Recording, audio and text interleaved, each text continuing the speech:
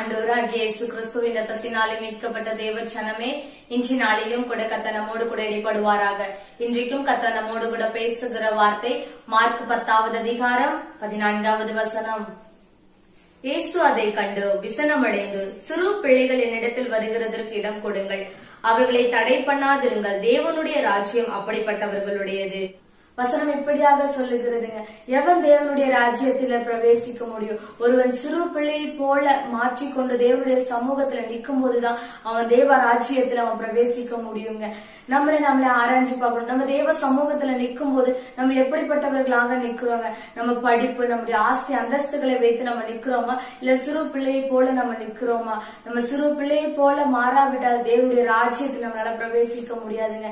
இன்னைக்கு நம்ம ஆண்டவர்கிட்ட கேட்க போறோம், ஆண்டவரே உங்களுடைய சமூகத்துல நாங்கள் ஒரு சிறு பிள்ளையை போல மாறாம நாங்கள் இவ்வளவு நாட்கள் நாங்க நின்று இருக்கிறோம் ஏசப்பா, நாங்க தேவனுடைய ராஜ்யத்துல பிரவேசிக்கணும் ஆண்டவரே. அப்போ ஒரு சிறு பிள்ளையை போல எங்களை மாற்றுங்க, சிறு பிள்ளைக்கு உண்டான இருதயத்தை கர்த்தர் எங்களுக்கு தாங்கன்னு சொல்லி கேட்க போறோம். கேட்கலாமா? பரிசுத்தமுள்ள எங்கள் நல்ல பிதாவே, சேனைகளின் தேவனாகிய கர்த்தாவே, உம்மை நாங்கள் துதிக்கிறோம், ஸ்தோத்தரிக்கிறோம் ஐயா. அப்ப இன்றைக்கும் கூட ஆண்டவரே இந்த வார்த்தை வண்ணமாக அப்போ ஒரு சிறு பிள்ளை போல மாற எங்களை நாங்கள் ஒப்பு கொடுக்கிற ஆண்டவரே.